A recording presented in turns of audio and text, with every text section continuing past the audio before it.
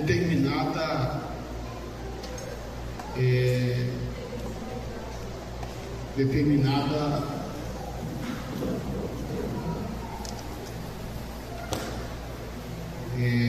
determinado comportamento de conduta. E muitas das vezes põe-se tudo a perder porque a pessoa não consegue manter uma segurança, uma vigilância naquilo que fala aleatoriamente. Isso é muito perigoso. Mas, para quem ainda faltou na última aula, quer dizer, não foi nessa terça, foi na anterior, porque a terça passada eu falei sobre, era Santa Ceia, e eu falei sobre as 3 virtudes de Deus: a graça, o amor e a comunhão. Então, hoje estamos retomando essa passagem aqui. Tentarei ser rápido, porque o tempo aqui é muito ligeiro, corre rápido. Então, vou tentar falar aqui resumidamente. No versículo 7, ele diz que todas as feras, toda espécie de feras, ou seja, animais selvagens, aves, répteis, seres marinhos, se domam e se tem domado pelo gênero humano. Vejam que o ser humano, ele consegue domar animais brutos. Ele consegue pescar baleias de toneladas. Ele consegue predar leões, ou melhor, tubarões, matar onças, que são animais extremamente perigosos. O homem, pela inteligência que Deus deu a ele é capaz de dominar. Se você for ver lá no livro de Gênesis, quando Deus fez o homem, Deus deixou eles para que eles tivessem domínio sobre os animais.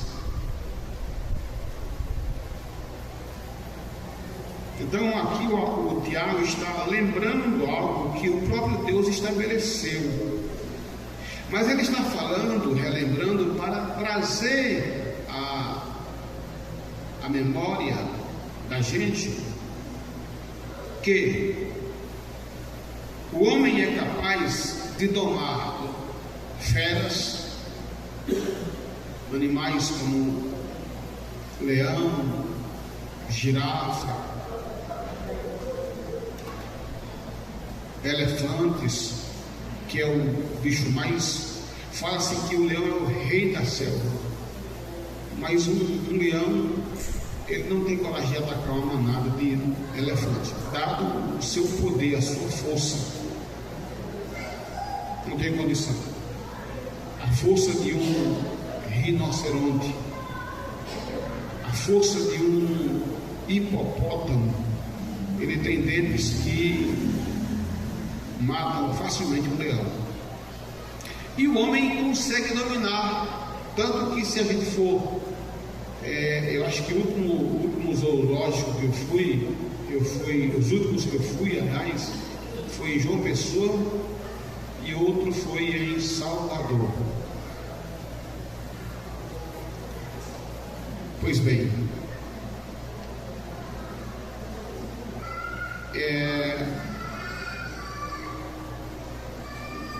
e lá eu consegui ver alguns desses animais ferozes. Aí o escritor Tiago, ele está dizendo aqui o seguinte: pois toda espécie de feras, de aves, de répteis e de seres marinhos se doma e tem sido domado pelo gênero humano. Aí no versículo 8 ele diz algo interessante: a língua, porém,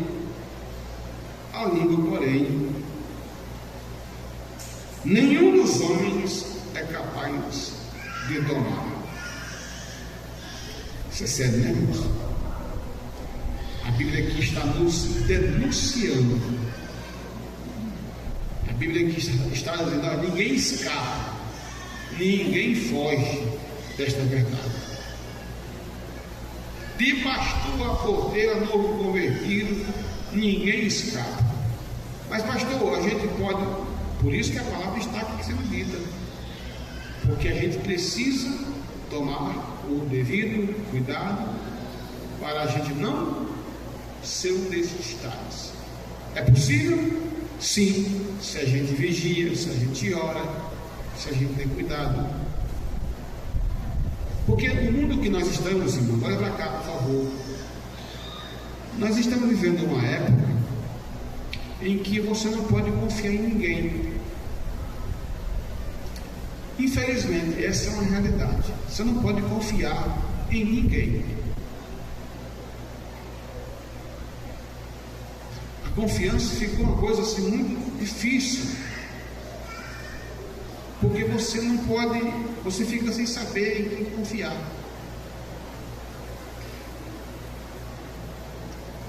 E nesse ato de confiar no ser humano, por isso que Jeremias já advertia: maldito o homem que confia no homem. Claro que aqui não é uma palavra para andarmos desconfiados de tudo e de todos. Não é bem isso. Entretanto, todavia, ainda assim, a gente sabe que o homem, ele tem uma tendência de se inclinar para mais o erro, o lado errado, do que para o lado certo.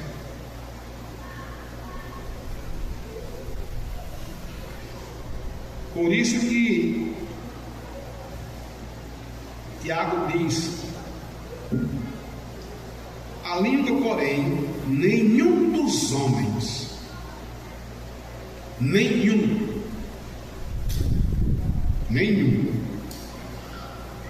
é capaz de domar.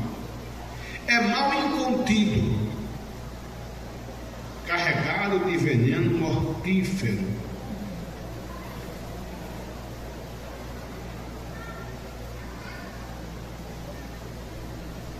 Carregado de veneno mortífero. Então a língua, aqui está se falando no lado ruim que ela pode produzir. Quando você fala algo que é segredo para alguém, deixou de ser segredo. E o grande problema de muita gente, incluindo a própria igreja, é confiar segredo que não deve ser contado. Porque quando você fala, já deixa de ser segredo. Vou te contar um segredo. Pronto, você já está entregue, porque você já quebrou o teu silêncio.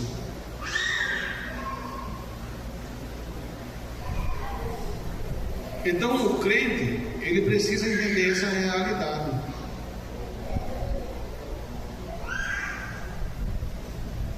De não se deixar levar pelaquela coisa de confiar.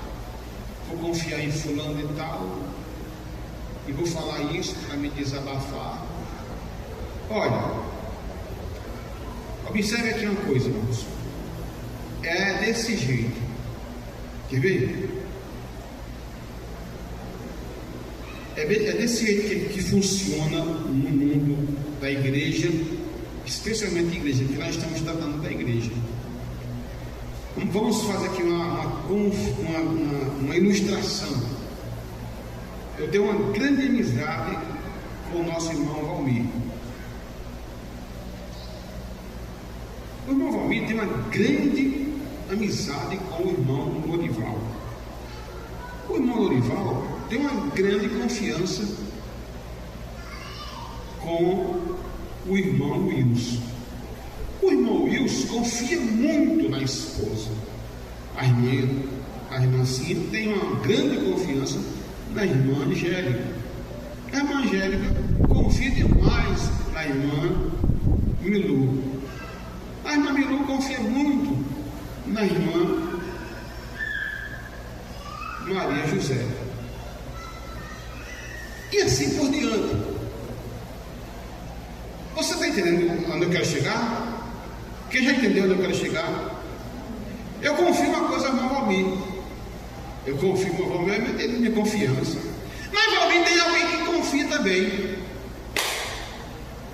que é Lourinho. Aí Lourinho confia em quem? No irmão Wilson.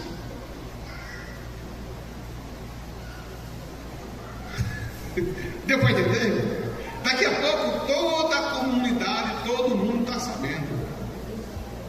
Então, determinados assuntos, olha para cá.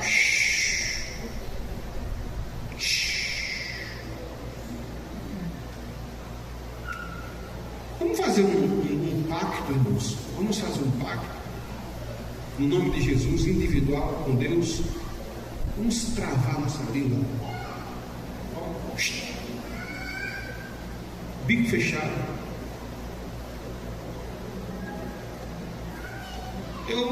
Eu quero falar que hoje você comentou. Ah, pastor, o senhor está sabendo de alguma coisa? Não. Mas você comentou algo muito comprometedor hoje. E o Espírito Santo reprovou o que você disse. Faça isso mais não. A Bíblia diz, no texto anterior, que a língua pode fazer uma floresta incendiar. Não receba revoltadinhos na sua casa, para fazer sua casa de sinagoga de Satanás. Porque não está gostando do pastor, porque não está gostando da esposa do pastor, porque não está gostando do irmão Valmir, porque não está gostando do irmão da irmã Angélica, porque não está gostando da irmã Ângela, porque não está Rosângela, porque não está gostando da irmã Francisca Maria. Irmão, quando alguém chegar na sua casa, que vier com esse papo mole, furado, chame para orar. Pronto, acabou. Na sequência que o texto diz: de uma só boca procede bênção e maldição. Irmãos, meus irmãos, não é conveniente que estas coisas assim sejam assim. Então, está escrito na palavra de Deus que nós não podemos proceder assim. Nós não podemos proceder dessa maneira. Acaso pode jorrar do mesmo lugar o que é, aí ele fala de água. Se é jorrar, jorra água. Água doce e água amarga. Pode, irmãos, eu posso perguntar à igreja e pergunto: tem condição de uma mesma fonte jorrar água doce e água salgada? Sim ou não? Sim ou não? Não.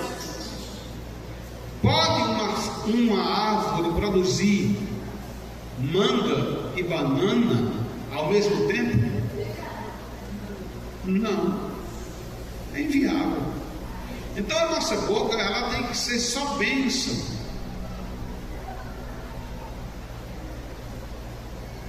Se a gente não tem nada a falar de bom, também não fale nada de mal. Fique neutro.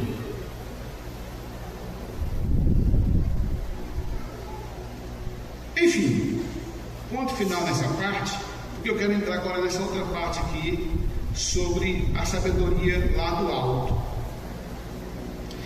Toda a igreja comigo, repita: a sabedoria lá do alto.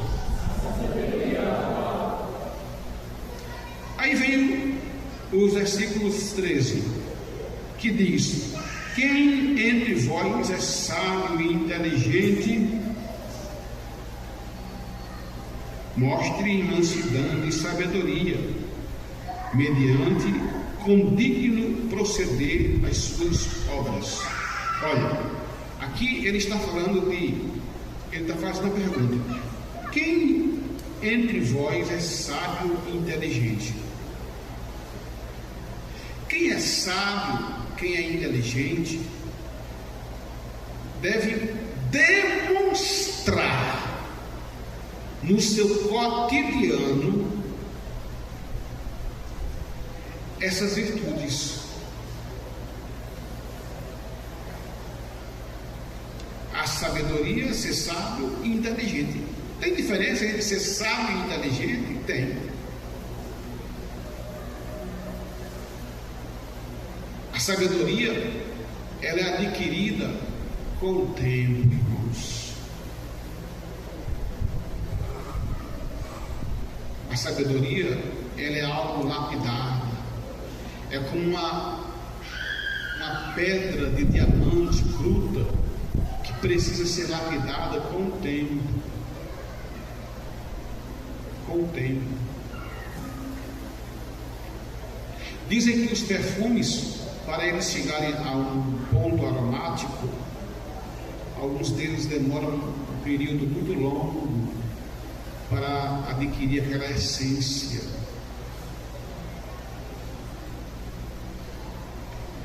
Então, quem dentre vós é sábio e inteligente? É uma pergunta. Aí ele mesmo diz: mostre em mansidão de sabedoria mediante condigno proceder às suas obras. Deu para entender aqui? É para a nossa meditação, é para o nosso ensino, é uma injeção que nós tomamos com antecipação, é uma vacina de prevenção. Ah, pastor, não tem nada a ver com essa palavra aí e tal. Pronto, você não tem? Glória a Deus. Mas essa palavra aqui é para nós. Em algum momento nós vamos precisar dela. E o Espírito vai nos fazer lembrar.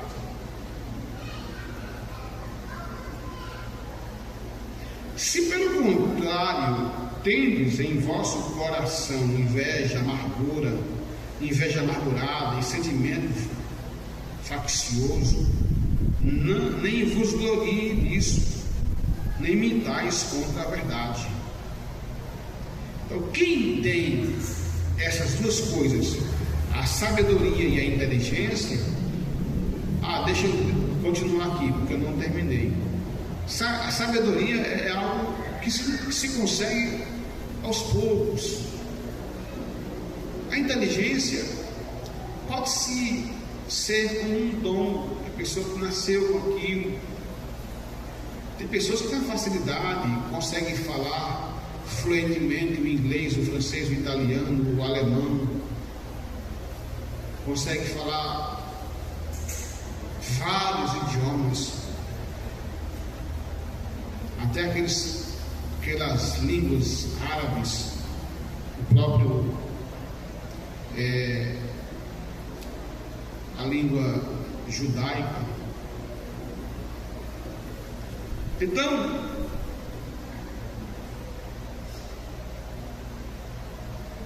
há essa diferença. Aí ele vai dizer o seguinte, que a gente deve manifestar isso por meio de mansidão, sabedoria, mediante condigno proceder às suas obras. Se pelo contrário tende em vosso coração inveja amargurada e sentimento faccioso. O que é sentimento faccioso, irmãos? É a chamada popularmente de panelinha de grupos, aqueles grupos que se dividem. Eu gosto desse, eu gosto daquele, eu sou dessa turma, eu sou dessa turma. No céu não tem, o céu não é dividido em compartimento. O céu lá não é um lugar onde quem era negro vai ficar, quem era branco vai ficar do outro lado, quem era rico vai ficar ali mais na frente, quem era pobre vai ficar mais embaixo. Não, porque no céu não vai ter distinção de ninguém, até porque vamos ser transformados.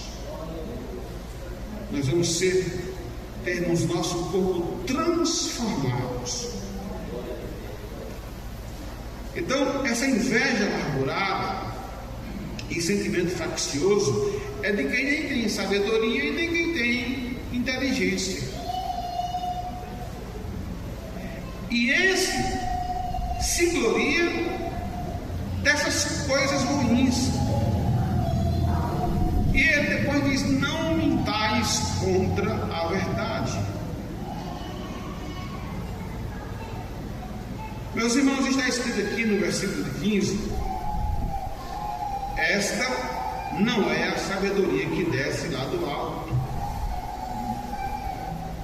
A sabedoria que vem lá do alto, a sabedoria de Deus, a sabedoria que Deus dá, ela é diferente, ela é edificante.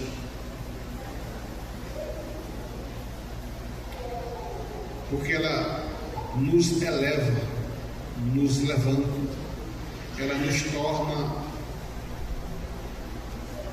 verdadeiros e autênticos cristãos. A sabedoria lá do alto,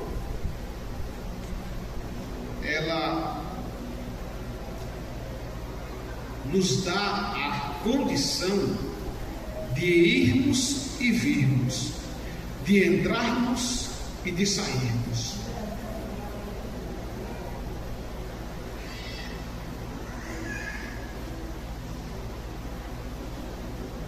Essa sabedoria é aquela sabedoria que Jesus fala do homem que edificou a sua casa sobre a rocha.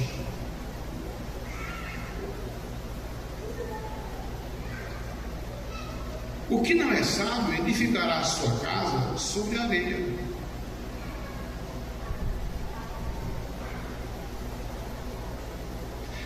A Bíblia mostra uma mulher sábia na Bíblia. Eu admiro aquela mulher, Abigail. Abigail, ela viu que havia uma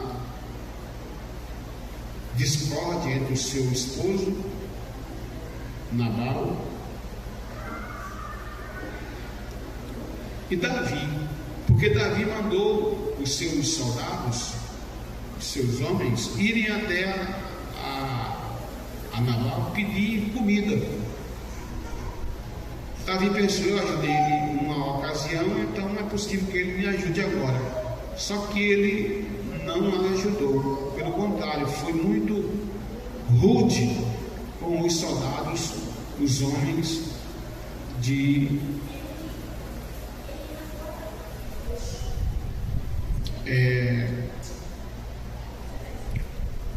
Davi. Eles voltam e falam tudo para Davi. Davi fica enfurecido e volta, ou seja, vai até Nabal na finalidade de executá-lo. Não perde atenção, não perde a atenção. Olha, escuta o que eu estou dizendo, preste atenção. Aí, irmãos, aquela mulher chamada Abigail, esposa do indouto, do inconsequente Nabal, quando ela sabe que vem uma caravana liderada por Davi para matar Nabal, ela se antecipa e encontra Davi já perto de casa. E sabiamente,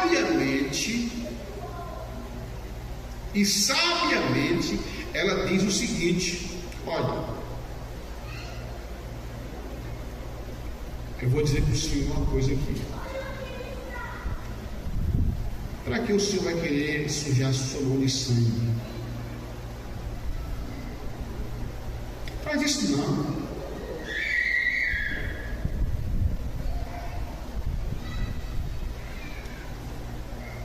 Naquele momento, todo mundo parou para ouvir ela. Davi estava decidido a matar aquele homem, mas pela sabedoria daquela mulher, nada foi feito.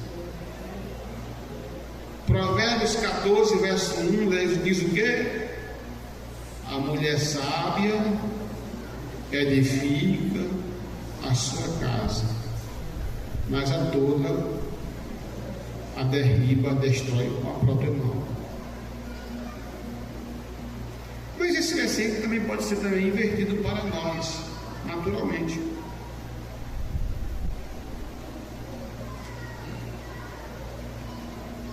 A sabedoria que vem do alto. Irmãos, tem determinadas situações que é difícil resolver.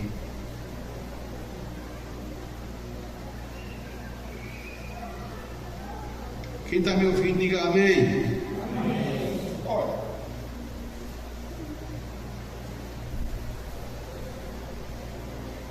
eu ouvindo o pastor Manuel, aí disse que tinha um problema difícil de resolver.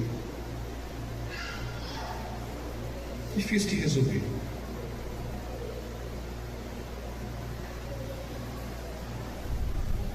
E ele não quis tomar nenhuma decisão. Ele disse: Deus é quem vai resolver esse negócio aí. E não foi muito tempo, o próprio Deus foi e fez a obra. Irmão, tem coisas que a gente precisa entender que não é com a gente, é Deus. Tem coisas que é com Deus, não é com a gente. Tem coisas que a gente vai querer fazer, vai atrapalhar aquilo que Deus já está trabalhando, já está fazendo, já está realizando. Então, se você confia em Deus, preste atenção, descansa em Deus, descansa no Senhor, sossegai. Sossegai.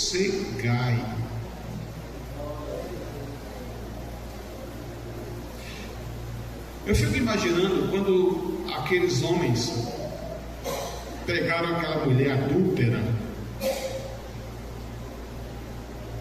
em adultério, lançaram ela no meio, ou seja, aos pés do Senhor, e disse: essa adúltera foi apanhada em adultério. A lei de Moisés manda que apedrejemos até ela morrer. Tu que dizes? A finalidade não era só matar a mulher, era matar a mulher, mas principalmente era matar Jesus. Porque se Jesus, que veio falar de amor, de misericórdia, de bondade, de perdão, eles iam pegar Jesus numa contradição tremenda. Eu fico intrigado com a sabedoria de Jesus nesse negócio. Quando Jesus escuta aquelas acusações, ele se agacha. Olha para cá. Foi o que ele fez? Se agachou. E o que foi que ele fez? Escreveu. O que é que eu entendo com isso, irmãos? Tem coisas na nossa vida. Ouça-me, por favor. Tem coisas em nossa vida, tem coisas em nossa família, tem coisas do nosso dia a dia que a nossa força bruta não vai resolver. Nós temos que fazer como Jesus: descer. Jesus desce, escreve no chão. Quando ele levanta, ele já levanta com a resposta.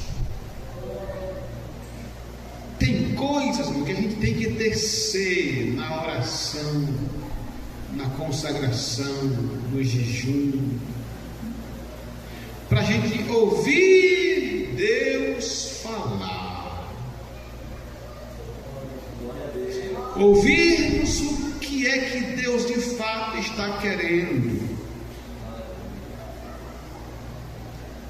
Quem não tem pecado, atire a primeira pedra. Não ficou nenhum. A começar pelos mais velhos, os fariseus, hipócritas, foram lançando fora a pedra. Ficou só Jesus e a mulher. Jesus perdoou aquela mulher, vai em paz, não peque mais, e aquela mulher ficou uma serva de Deus. Sabedoria de Cristo. Me fascina, me maravilha quando eu vejo Jesus. Ele operava um milagre e dizia: não diga a ninguém que fui eu que fiz. Irmão, Jesus poderia dizer: diga que fui eu, o Filho de Deus, diga que fui eu, o ungido. Mas o próprio Cristo lutava para não receber as glórias humanas. Aí Paulo vai e escreve: pelo que Deus o exaltou soberanamente e lhe deu um nome que está acima de todo nome, para que toda língua, todo joelho se dobre e toda língua confesse que Ele é Senhor, para a glória de Deus. Então, irmãos, Jesus primeiro foi humilhar, fazia, mas olha, não diga nada não. Mas o povo não tinha controle na língua. Mesmo Jesus pedindo, o povo dizia: olha, um homem chamado Jesus me curou. Mas deixei em rápidas palavras fazer essa conclusão aqui. Existe a sabedoria do alto, que é antes da terrena, da animal e da demoníaca. Existe então aqui a sabedoria do alto, a sabedoria terrena, natural, a animal e a demoníaca. Não daria tempo a gente comentar aqui ponto por ponto, mas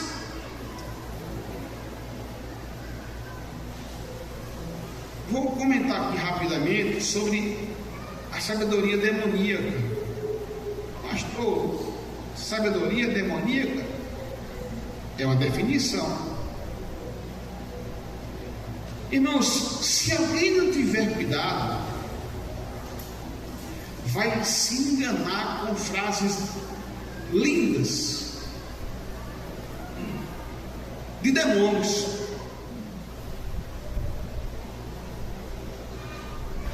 São demônios que falavam coisas bonitas.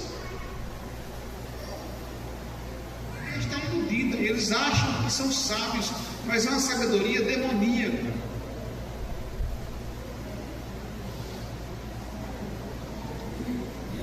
Resumindo aqui: pois onde há inveja e sentimento faccioso, aí há confusão e toda espécie de coisas ruins. Olha, outra vez ele fala de sentimento faccioso.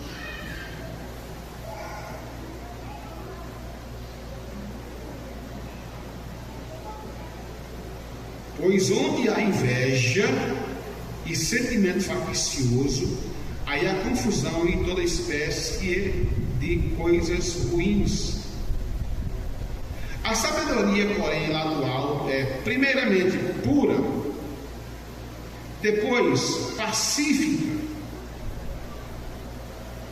Olhe bem, a sabedoria, porém, lá do alto é primeiramente pura, depois pacífica, indulgente, tratável, plena de misericórdia, de bons frutos, imparcial, sem fingimento. É interessante, irmãos, como isso aqui fala conosco. Muita gente pode pensar: ah não, tem que fazer assim, tem que fazer desse jeito. Isso não é sabedoria. Não é sabedoria.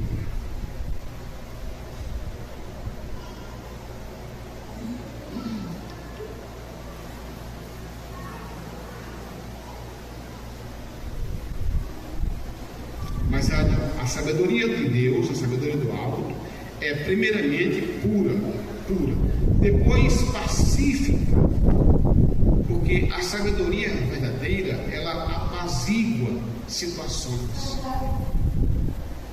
A verdadeira sabedoria, ela apazigua situações. Enquanto o diabo sopra uma ventania, a sabedoria do alto te coloca num abrigo, te faz colocar você, ou te conduz para um lugar seguro. Indulgente, tratável, plena de misericórdia, de bons frutos. Ela é imparcial. Ela não tende nem para um lado e nem para outro.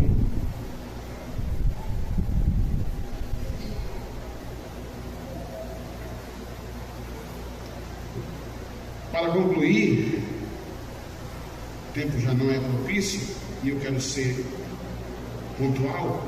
Ora, é em paz que se semeia o fruto da justiça para os que promovem a paz. Quem tem a sabedoria de Deus, a sabedoria do alto, ele vai ser esse promotor da justiça e da paz.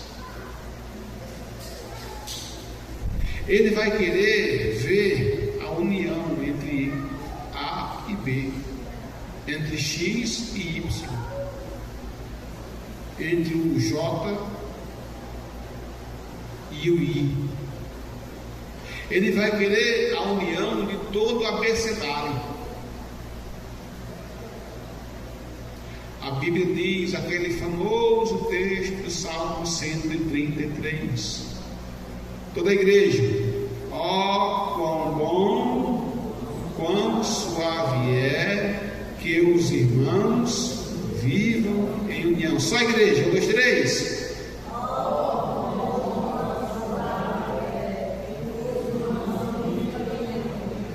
No final, você vai ler assim: porque ali aonde?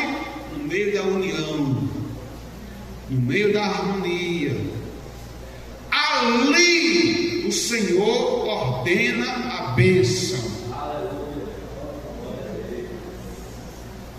Ali o Senhor ordena a bênção.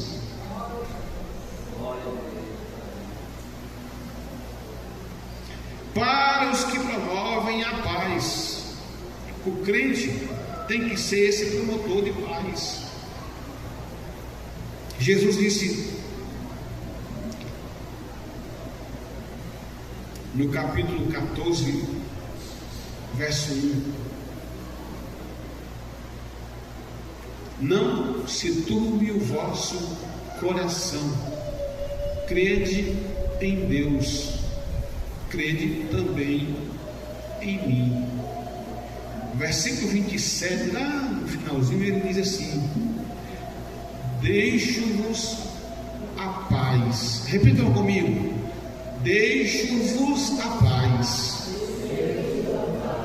a minha paz vos dou, e não vou-la dou como o mundo a dá.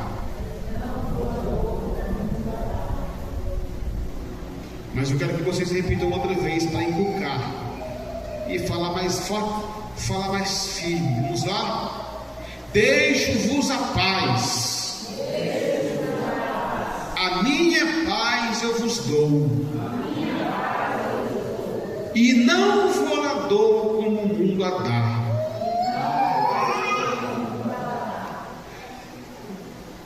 Você não quer receber não essa paz? Receba essa paz nessa mesma noite. A paz que te dá um sono sossegado, a paz de Deus, a paz que te dá alegria, a paz que te dá força, a paz que te dá um sono tranquilo. Receba nesta noite pela fé paz.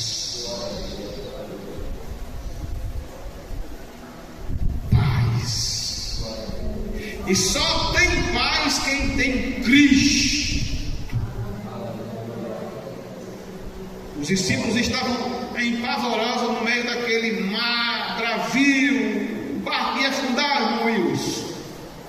Mas Jesus estava no barco.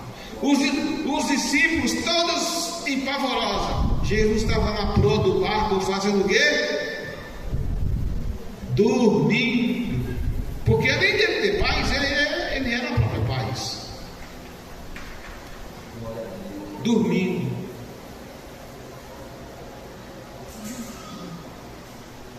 Então, você pode cantar como aquele hino diz: as ondas atendem ao meu andar, sossegado, seja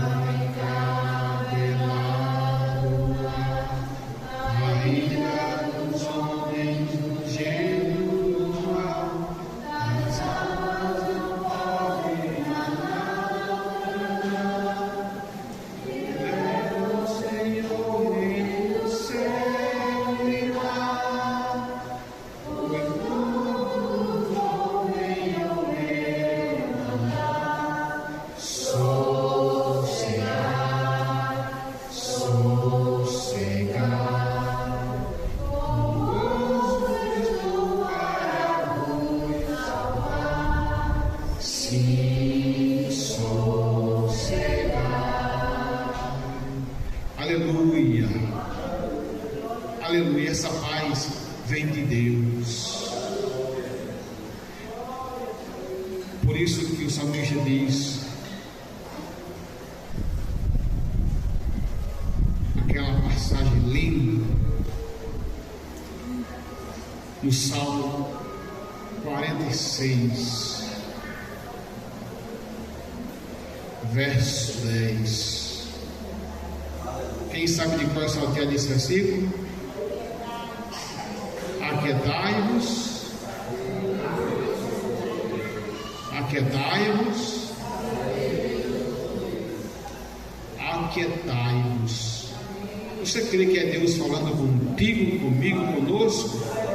Aquietai-vos. Eu vi o pastor Elci de Petrolina falando uma palavra e ele dizia que Deus tem um caminho no meio da tempestade. Está no Salmo, é um Salmo que eu não estou lembrando qual é. No meio da tempestade, Deus tem um caminho para você.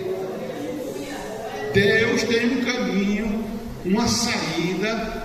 No meio da guerra, no meio da confusão, Deus tem uma saída. Aleluia!